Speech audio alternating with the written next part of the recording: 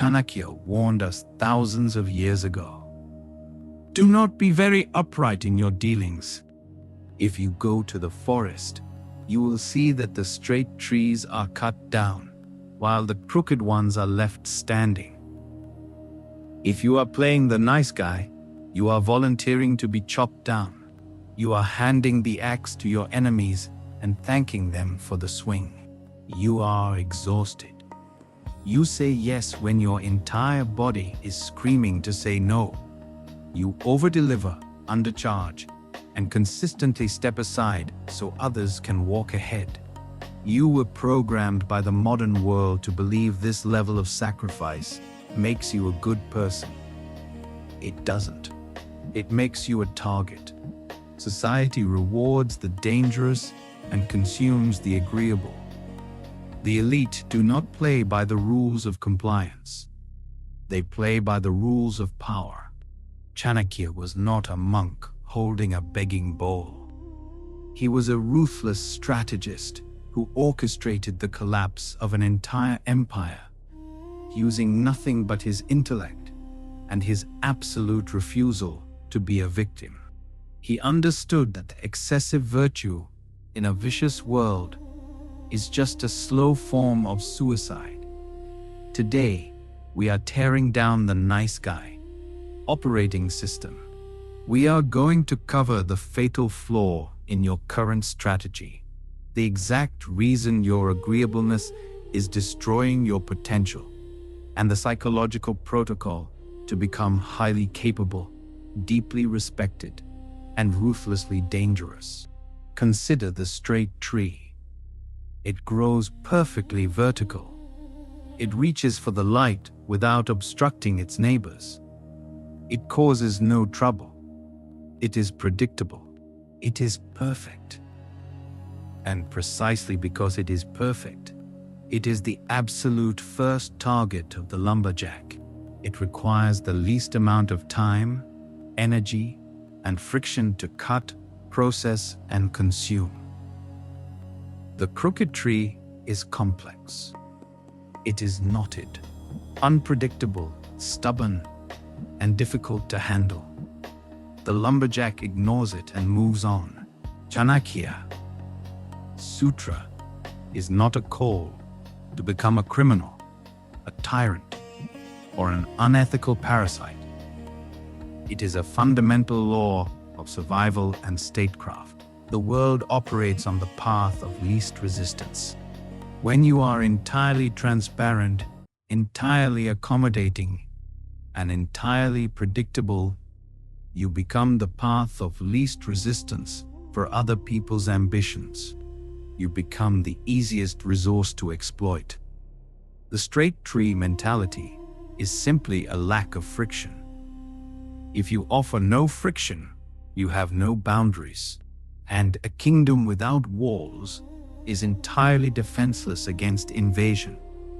But understanding the trap of the straight tree is only the baseline. The real danger lies in why you choose to be straight in the first place, which brings us to the core mechanism keeping you weak.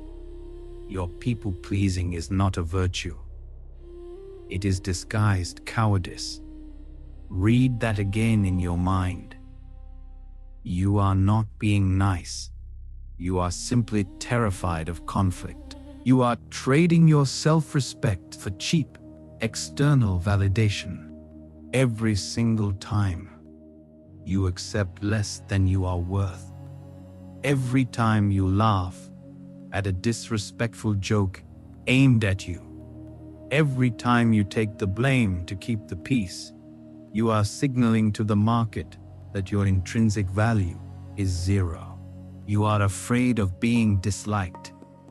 But respect and affection are two completely different currencies. You cannot spend likes to build an empire. You cannot invest temporary approval to secure your financial freedom. When you operate from a desperate need for validation, you hand the remote control of your emotional state to strangers. You become a puppet. The Arthashastra explicitly teaches us that a ruler who relies entirely on the affection of his court will soon find a dagger in his back. Your nice guy persona is a defense mechanism. It is a subconscious negotiation where you say, if I am completely harmless, maybe the world will spare me. The world does not care. It will crush the harmless first, because it costs nothing to do so. You must stop outsourcing your validation. You must become the supreme judge of your own actions. Are you going to remain a straight tree, waiting for the axe? Or are you ready to become a force they cannot cut down? Drop the word dangerous in the comments right now if you are killing the nice guy today. Commit to the wolf pack. Now, let us deploy this ancient algorithm into your immediate reality. Look at the modern university system, the corporate battlefield, or the freelance market. The highly agreeable student or the overly accommodating employee gets crushed under the weight of expectations. If you are building a freelance business, selling high-income skills, pitching projects, or negotiating contracts, and you immediately drop your prices because a client hesitates, you are the straight tree. You just proved you have no spine.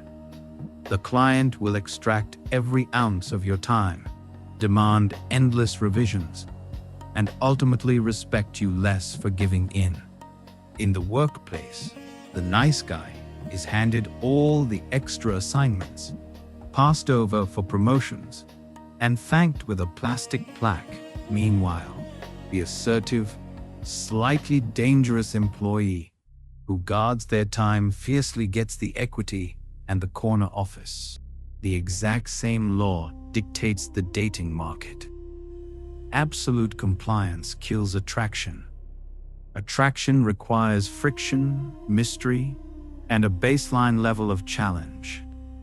When your entire romantic strategy is built on never causing a disturbance and agreeing with every word spoken, you are not a partner. You are a fan. You lose all polarity. Chanakya teaches that absolute submissiveness is a tactic reserved only for the defeated. You are not defeated. You are a strategist who temporarily forgot his training.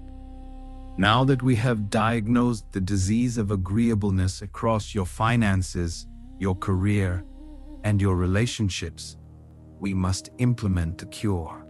You need the protocol to weaponize your presence. But to execute this protocol, your mind must be completely locked in.